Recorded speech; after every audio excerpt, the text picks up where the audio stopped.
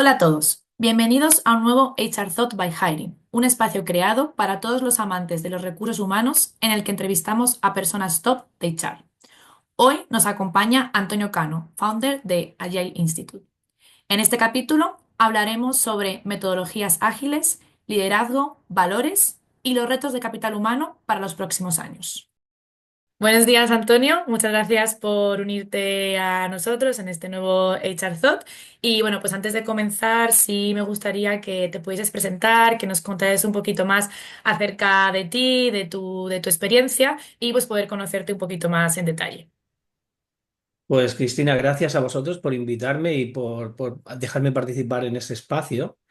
Yo soy una persona muy sencilla y dentro de mi manera de ver o de hacer he tenido la oportunidad de trabajar en grandes proyectos.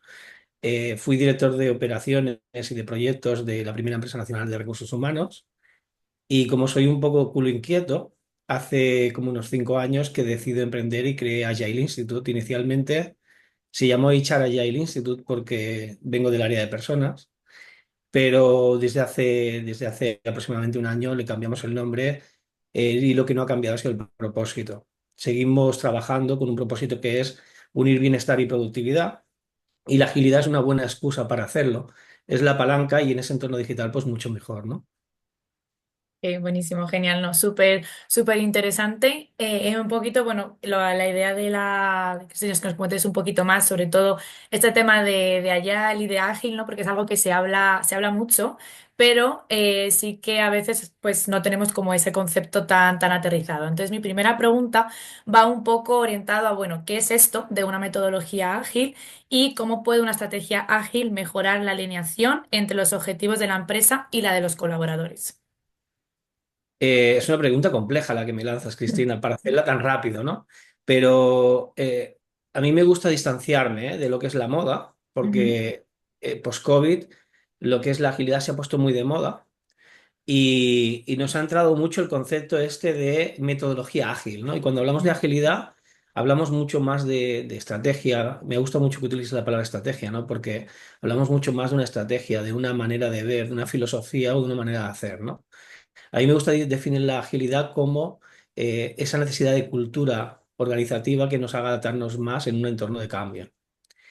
Y bajo ese prisma, en el año 2018-19, cuando no estaba de moda, lanzamos un programa que se llamaba HR Agile Practitioner, que era un programa que pretendía tocar la mentalidad, Ujú. porque la agilidad entra siempre y cuando la mentalidad y la manera de hacer de las personas ayude a que la organización sea adaptativa. Pero por mucho que tú introduzcas una metodología que ahora está súper de moda, si no tenemos la mentalidad y la manera de hacer, probablemente nunca llegues a ser ágil. Sin embargo, hay organizaciones que casi sin utilizar metodologías ágiles ya son muy ágiles, ya se adaptan muy bien al entorno digital o al entorno del mercado o al cliente, están muy enfocadas a generar valor. Buenísimo, sí. Aquí con una parte de lo de la cultura, yo veía pues en una de tus reflexiones que haces en LinkedIn, que me parece súper interesante sobre organizaciones, lazo cerrado y lazo abierto, ¿no? Que está como un poco relacionado con esto que comentas de, bueno, no solamente es implementar esta metodología ágil, sino que la empresa también tenga como esta cultura y esta visión. En ese sentido, ¿cómo podemos... ¿Qué prácticas consideras importantes para que en un proceso de reclutamiento también tengamos en cuenta esa selección de valores y pues que las empresas también se transformen y viren hacia estas organizaciones de lazo abierto, ¿no? Que también sería como importante que las empresas tengan este cambio. Ay, Cristina, me encanta que me hables de los lazos, porque además es una publicación que he hecho hoy, con lo cual está súper guay que hables de los lazos. Como muchas personas no sabrán de qué estamos hablando, cuando hablamos de lazo estamos hablando de feedback, estamos hablando de ese feedback que hay organizaciones que dices, ostras, tengo muy integrado el feedback como el elemento de crecimiento y se hace en todas direcciones. Eso sería el lazo abierto. Y cuando hablamos de lazo cerrado, son organizaciones que sí que creen que dan feedback, pero siempre lo dan de arriba abajo. Ujú. Con lo cual la capacidad de aprendizaje o de retrospectiva es como muy pequeñito, ¿no? Me hablabas de prácticas, ¿no? Creo que es fundamental hablar de prácticas. Todo esto va a generar hábitos.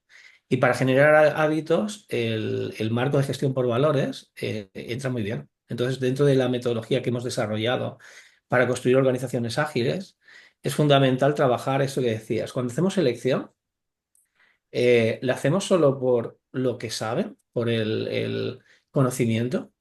¿O también queremos evaluar si la persona hace match con la organización? Y ese match con la organización requiere de evaluar los valores. Si tú estás en una organización con la cual estás muy alineada en los valores, el compromiso está dado. Sin embargo, cuando entras en una organización que te mola mucho, te gusta mucho, y dices, ostras, ¿qué proyectazo tengo? Y entras por proyecto o incluso por dinero, y de repente te piden que hagas algo que va en contra de tus valores, te genera un estrés tremendo. Con lo cual necesitamos tener personas que estén muy comprometidas. De ahí que la selección a través de valores o por valores es fundamental. Me decías, oye, ¿cómo hacemos eso, no? Creo que es la pregunta que me querías hacer, ¿no? Sí, eso es lo complicado, ¿no? Porque primero la empresa tiene que definir cuáles son esos valores, esa cultura, que ahí también es la primera parte que también es lo complejo, ¿no? Claro, esto es complejo, pero es porque cuando hablamos de valores tenemos tendencia a dar el titular y decimos, Ujú. te pongo un ejemplo, ¿eh? Somos una organización amable. ¿Pero qué significa amable? Porque Total. amable para ti y amable para mí tiene significados diferentes. Ujú. Entonces yo creo que es necesario definir dentro de la carpeta amabilidad qué es amabilidad para la empresa donde trabaja Cristina. Cuando eso lo tenemos claro, es más fácil saber con qué personas encajamos o no. Te pongo un ejemplo de la semana pasada. Estuvimos haciendo un proceso de incorporación de talento y es una empresa muy social, unos valores muy sociales, muy humanos. Y tenían a una persona para incorporar, un director de recursos humanos, que es muy utilitario, que quiere Ujú. beneficio individual propio. Claro, nuestro consejo fue, ostras, tiene el perfil adecuado, pero va a chirriar. Total, claro. Sí, y eso además luego, ni siquiera a largo plazo, es que al corto, al mediano plazo enseguida ya empiezas a ver las fricciones. Y en esto me hace un poco también reflexionar, ¿no? en la importancia al final de los líderes y del liderazgo, de la influencia que tienen en los equipos, no solamente en esta parte de valores, sino también en las metodologías ágiles que comentábamos al principio. Entonces aquí, pues, quería hacerte una pregunta un poco relacionada a la importancia, al papel que tienen estos líderes. Y es, bueno, cómo se puede mantener un enfoque humano en un contexto de transformación digital y ágil, y aquí un poco ya más enfocado a, bueno, y las habilidades que debe tener este líder, más en las habilidades de soft skills en nuestro ambiente ágil, ¿cuáles son? Conseguir la agilidad es complejo y tus preguntas también lo son. Eh, Me hablas de tres conceptos, me hablas de cómo tiene que ser el líder y cómo debe comportarse y con qué competencias tiene, ¿no? Ujú, Claro, el liderazgo ágil, liderar una empresa mecanicista, las empresas mecanicistas han funcionado muy bien durante el siglo XX. Había un equipo directivo, ese equipo directivo le decía a los mandos intermedios, esto es lo que hay que hacer y cómo hay que hacerlo, y chicos, chicas, comprobar que esto se hace. Entonces ellos ejecutaban y aunque quede mal decirlo, pero lo que eran los equipos de trabajo tenían poco margen de creatividad, de colaboración, es decir, tenían que ejecutar y reportar, ¿vale? Eso funciona muy bien. Yo no estoy en contra, de las empresas mecanicistas, funciona muy bien en ciertos entornos en los cuales se necesitaba producir y hacer una repetición rápida, con lo cual el siglo XX ha sido taylorista, era esto, ¿no? Hoy en día, la mayoría de organizaciones ya no son así. claro. Y hemos evolucionado en metodologías, hemos evolucionado en gestión, en costes, incluso en marketing, pero hemos evolucionado poco en lo que es liderazgo. Se han hecho muchas formaciones de cómo dar feedback, pero se da muy poco feedback bueno. Entonces el liderazgo, para ser ágil, necesita aprender a trabajar en entornos complejos y los entornos complejos son colaborativos, con lo cual necesitamos líderes que hagan una comunicación eficiente. Nosotros tenemos un programa que le llamo el viaje del héroe, porque hacemos que el líder pase por las 5 Ds: dirigir, desarrollar, descubrir, dinamizar y disfrutar, ¿no? Entonces dices, ostras, tenemos que hacer que el líder tenga competencias para cada momento, ¿no? El líder tiene que tener un alto grado de humildad, porque liderar no es el jefe, y va a tener que renunciar a veces a tener el control para aprender desde el error. Y esto son competencias que actualmente en muchas organizaciones ni siquiera están reconocidas como válidas. Totalmente de acuerdo. Tú mencionabas también en otro de tus posts el tema de que el líder debe ser, o bueno, debe mostrar a veces también esa vulnerabilidad, ¿no? Y asumir que pues puedes cometer errores porque somos personas, pero a su vez pues también tiene que ser una persona que inspire y que además yo creo que también es muy importante saber qué le motiva a cada persona del equipo, ¿no? Porque al final somos diferentes y además todo es el tema con la diferencia generacional entre boomers, generación X, Z, cada uno tiene como unas motivaciones. Entonces, ahí el líder también tiene como ese papel de, bueno, reconocer qué motiva a cada parte del equipo y poder ofrecerle eso. Entonces, aquí viene como un poco relacionada a la siguiente pregunta, que es, ¿cómo puede un líder actuar como coach y mentor para fomentar el crecimiento del equipo?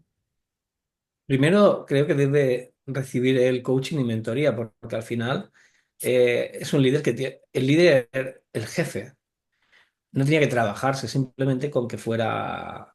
yo tuve un jefe que a nivel técnico era brutal, ¿vale? Además fue de mis primeros jefes. Los primeros jefes te marcan mucho, es como las primeras relaciones. Dices, ostras, tienes una relación amor-odio, o si te ha funcionado, te ha funcionado. Para mí era una persona a nivel técnica brutal, ¿vale? Que siempre admiraré. Posiblemente de la persona que más aprendí a nivel técnico en temas de recursos humanos. Pero, hostia, tiene unas competencias, unas skills horribles, ¿vale?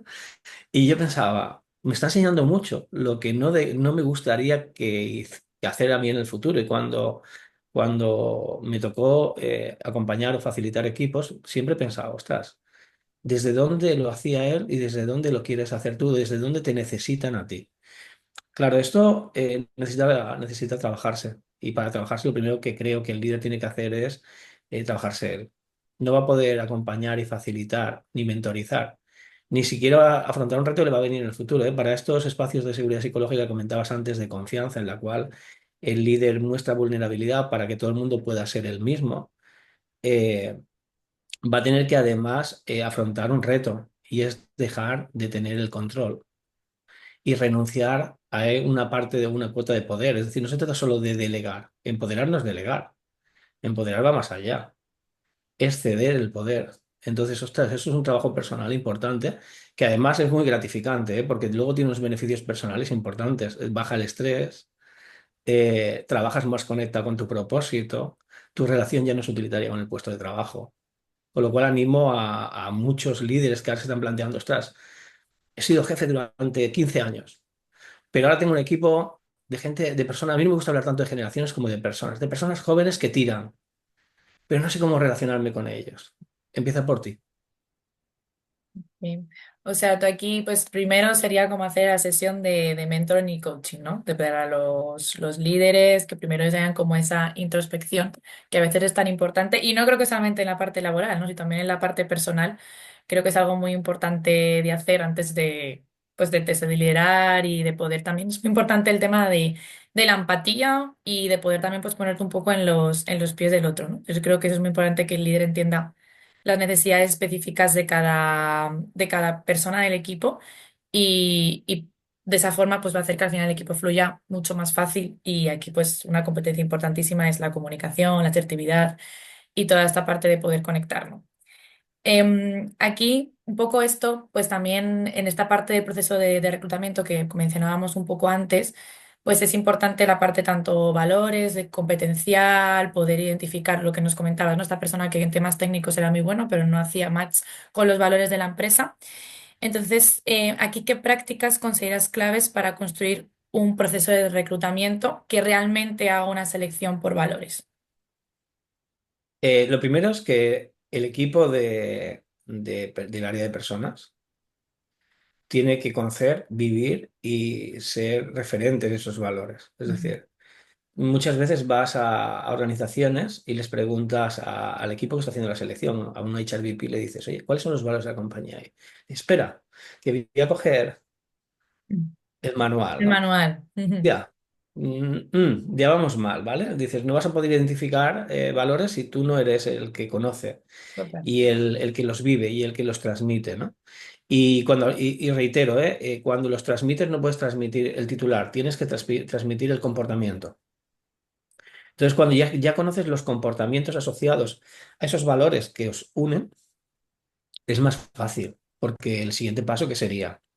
Bueno, desde la llamada uno vamos a trabajar mucho el que en la conversación pues estemos siendo coherentes con esos valores. Llamada uno.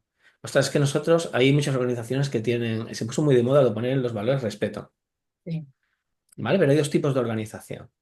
Los que cuando hablan de respeto humano, ¿vale? Que por lo cual si te hago la primera llamada y llegas 20 minutos tarde y no me avisas, me estás dando un mensaje, ¿vale? Y hay Total. otras organizaciones que cuando hablan de respeto no es respeto humano, están hablando de respeto a los fundadores o al dueño o al jefe o al director general, ¿vale? Entonces, hostia, no es lo mismo el respeto en la organización uno que en la organización 2. Cuando tengamos claro qué significa respeto, pues dices, bueno, pues desde la primera llamada vamos a estar muy atentos para saber si la persona se comporta alineada a esos valores. Hace poquito fui a una empresa, ¿vale? Que decía que su valor era la sonrisa. Pues ha puesto súper de moda lo de ahora también hacer, ya no es bienestar, es felicidad. Las organizaciones somos felices, con lo cual aquí sonreímos todos. Y, ostras, había una persona en la recepción, estaba súper enfadada. Y además me contó todo lo que, desde su punto de vista, que posiblemente no sea del todo cierto, porque es una De perspectiva, acuerdo.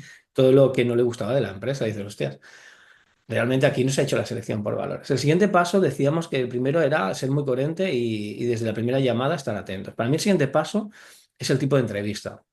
El tipo de entrevista tiene que estar en seguridad psicológica, tiene que haber un espacio donde se pueda hablar de abiertamente, como estamos hablando tú y yo ahora, es decir, sin filtros. Con lo cual puede ser un espacio muy relajado en la cual no vayas a la entrevista aquella de entra, siéntate, tú estás enfrente y yo soy el que hace preguntas y tú respondes. ¿Vale? Mucho más basado en competencias, pero de manera experiencial. Es decir, vamos a hablar de casos que has vivido y vamos a ver cómo tú te has comportado y cómo la organización o nosotros nos comportamos. Y yo creo que hay organizaciones que lo están haciendo ya muy bien, incluso algunas de ellas hacen role-playing, es decir, Ujú. hacen sesiones grupales en las cuales se pone un proyecto, se da algo a realizar y observan comportamientos. Hay una empresa, yo estoy en Barcelona, ¿vale? Y vivo en la zona de Las Cavas, ¿sabes? Cerca de Sant Sadurní d'Anoia, donde están las empresas de vino y cava, ¿no? Mm. Y conocí hace unos años una persona que era una persona que estaba en el campo, que preparaba vendimias, que hacía una gran selección por valores, pero nunca había trabajado en recursos humanos, era el que preparaba las vendimias, ¿vale? Porque cuando hacía selección entraba alguien y ostras, acertaba más que los técnicos. Y fui a hablar con él y le pregunté, oye, ¿qué haces? Y dice, es muy sencillo. Cuando entra a la entrevista, yo siempre tiro una manguera larga. Y Sí. esta manguera larga, que pesa mucho, interrumpe el paso. Entonces hay personas que entran y se quejan de que la manguera está en medio y no le deja pasar, y otras que la recogen y dicen, te has recogido la manguera. Como yo quiero personas que sean muy colaborativas y se ayuden entre sí, solo cojo a los que recogen la manguera. Y pienso, hostia, Wow, wow. me encantó, o sea, parece fascinante. Y es que total, así es como demuestra uno los valores. En el momento en el que, como hay un dicho, ¿no? Que es como, eres como te comportas cuando te piensas que nadie te está mirando. Entonces, esto es claramente un ejemplo súper interesante, Acabas de hacer la mejor definición de cultura corporativa que hay, que es, eres lo que haces cuando tu jefe no está. efectivamente. Eso es. No, buenísimo, buenísimo. Voy a empezar yo a aplicar sin manguera, veré ahí qué me invento, pero no, me parece súper, súper interesante esta parte porque a veces uno, pues bueno, sí, con una conversación, lo que comentamos, en la entrevista al final, el candidato o la persona, pues también se vende, ¿no? Entonces, pues va a mostrarse pues con unos valores o un comportamiento X. Pero es en estos momentos más de roleplay, de situacionales, en el que uno ve realmente si cumple o está de acuerdo a los valores. Esto, bueno, venía muy ya relacionado con la siguiente pregunta, que era, pues, cómo identificar si los valores de un candidato están alineados con la cultura y los objetivos de la empresa. Creo que ya nos has mencionado algunos puntos muy importantes, pero pues no sé si hay algo adicional que te gustaría añadir a esas herramientas o formas. Creo que lo hemos hablado, Cristina, pero solo por añadir algo, seleccionar buenas personas. Ujú. Es decir, yo creo que hay una base de hace muchos años y es, puedes tener todo el conocimiento, puede tener todas las competencias, pero si si la sensación, la emoción no es una buena persona, no la metáis a trabajar en un equipo. Es una cosa que es muy básica porque un equipo con pocos procesos y generosidad funciona muy bien. Pero un equipo con muchos procesos y competitividad de la mala funciona muy mal. Totalmente, totalmente de acuerdo. No, buenísimo, mil gracias por esta reflexión. Antes de finalizar, sí que me gustaría volver un poquito hacia la parte de metodologías ágil, porque hay una pregunta aquí que me parece muy interesante y es que, bueno, ¿qué ventajas ofrece la metodología Lean para empresas que buscan reducir desperdicios y optimizar recursos? Lean viene de Toyota de los años 70, con lo cual, o sea, no es nada novedosa. Pero se ha utilizado mucho en logística y en producción y lo hemos aplicado muy poquito en las empresas, en la corporación, ¿no? En lo que es la parte office, ¿no? Y es súper necesario porque nos hemos complicado la vida. En muchas organizaciones hay actividades que las hacemos porque alguien las diseñó hace 20 años y no sabemos por qué es así, porque alguien dijo esto hay que hacerlo así y se sigue haciendo así porque nadie se ha atrevido a cambiarlo, o porque hay un proceso, y esto en la administración pública, estamos trabajando con alguna administración pública, pasa mucho, que parece que es intocable. Déjame que te haga la broma, parece la Constitución, ¿sabes? Porque dices, ostras, es que no lo podemos tocar, no lo podemos tocar. Dice, ya, pero no te está siendo útil. Claro. Entonces, Lean nos va a ayudar a identificar estos cuellos de botella, pero lo más importante, a quitar desperdicio. En japonés se llama muda, queda mejor, pero ostras, enfocarnos a lo que genera valor es bueno porque la inteligencia artificial ya nos va a sacar ventaja. Pero si además nuestros procesos son muy complejos y están muy sucios, nos va a sacar mucho más, porque la inteligencia artificial sí que va por el camino en medio, ¿eh? No trabaja con procesos complejos, es decir, hace ABC, es matemático y ya está. Las personas nos podemos diferenciar en muchas competencias, en creatividad, en colaboración, pero si los procesos los tenemos muy, muy fluidos, nuestra aportación de valor va a ser indispensable. Entiendo. Buenísimo. Y aquí ya que mencionamos la inteligencia artificial, que va a ser clave, ¿no? Para toda esta parte de optimizar que estábamos mencionando. Bueno, nos cuentas que la metodología Lean ya pues no es novedosa y ahora pues me gustaría conocer, bueno, desde tu perspectiva, ¿cuáles crees que van a ser las tendencias de recursos humanos, las más importantes que vamos a poder ver en este sector en los próximos años? Te voy a intentar dar un titular, ¿vale? Porque te voy a hablar de tendencias y te voy a hablar de necesidades, que no es lo mismo, ¿eh? Ujú. Porque a veces las tendencias son las modas. Y dices, ostras, ¿de qué estamos hablando? Modas, ¿vale? Yo diría, moda, felicidad en el trabajo, ¿vale? Una tendencia. Necesidad, bienestar integral de la persona. Ver a la persona de manera íntegra, ¿no? Necesidad, necesitamos juntar o hacer que la inteligencia artificial, la digitalización y la persona se comuniquen entre ellos y lo haga bien, ¿vale? Necesidad, planificación de plantillas. Es decir, tenemos personas, ostras, yo tengo compañeros de mi edad que no son muy digitales. Es más, mi hermana es profesora y no es muy digital, ¿vale? Es decir, ha hecho cuatro cositas, pero no le hables de inteligencia artificial. Cualquier crío que va al cole sabe más de inteligencia artificial que ella, con lo cual le toma el pelo, porque cuando van a hacer un proyecto, el 80% está hecho con IA y ella no lo detecta. Dices, hostia, pues igual te tienes que poner, ¿no? Claro. Entonces, cuando hablo de planificación de plantillas sobre todo aquí en España, no somos receptores de talento o nos cuesta mucho recepcionar talento porque no somos súper competitivos. Entonces, tenemos una población, ¿te acuerdas de la pirámide? ¿Sabes lo que es aquello de la pirámide Sí, poblacional? ¿No? Es un claro. botijo ahora es un botijo, Sí. porque se está haciendo. Entonces, como se convierte en un botijo, lo que nos pasa es que nos falta ciertos perfiles que no encontramos, que no existen, y tenemos otros que no sabemos qué hacer con ellos, con lo cual las organizaciones tienen que empezar a trabajar esa planificación de plantilla y decir, ¿cómo cojo a estos perfiles que no tienen ciertas competencias y que no pueden aportar valor y me los llevo aquí? Y eso lo ligo con algo que creo es fundamental, que es el desarrollo. Es decir, se ha hablado mucho de desarrollo, pero no había una necesidad de desarrollo grande. Ahora habrá una necesidad de desarrollo súper, súper, súper grande. Y cierro con mi tema. Personas que sean ágiles, que aporten Claro. agilidad a la organización. Para mí la agilidad es una buena excusa para realizar la transformación de mentalidad y de cultura corporativa, pero es una excusa excelente para comprometer, y ahora se habla mucho de la relación utilitaria de las personas con el puesto de trabajo, para comprometer a las personas, es decir, generemos entornos donde las personas puedan desarrollar su trabajo con sentido. Buenísimo, muchísimas gracias por esta reflexión final y pues no puedo estar más de acuerdo con todo lo que has comentado. Hay una cosa como lo que me comentas, ¿no? De los profesores, del tema de ChatGPT, que ahora ya eres boomer si buscas en ChatGPT, o sea, buscas en Google en vez de en ChatGPT. Entonces yo que me considero joven ya digo, bueno, ya no lo soy para las nuevas generaciones. Entonces, bueno, pues nada, simplemente Antonio, agradecerte muchísimo por este espacio, por haber compartido este tiempo con nosotros y esperamos que nos veamos pronto en nuevas ocasiones. Pues gracias a ti, Cristina, y a vosotros. Encantado de participar, dispuesto a colaborar en lo que necesitéis y lo que te dije antes de arrancar, si en algún momento vengo a Colombia, espero que me la enseñes.